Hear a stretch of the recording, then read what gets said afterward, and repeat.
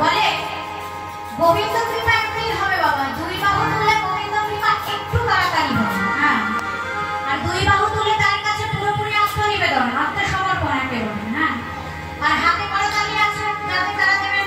হ্যাঁ, করতালি কেন দেবেন? দেখবেন এই সামনের গাছটায় যদি 6টা পাখি বসে থাকে, যদি সামনে গিয়ে জোরে জোরে করতালি দেন, পাখিগুলো থাকবে, কি হবে? উড়ে যাবে।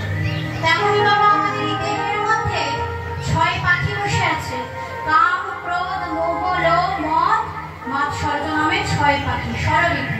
তা হাতে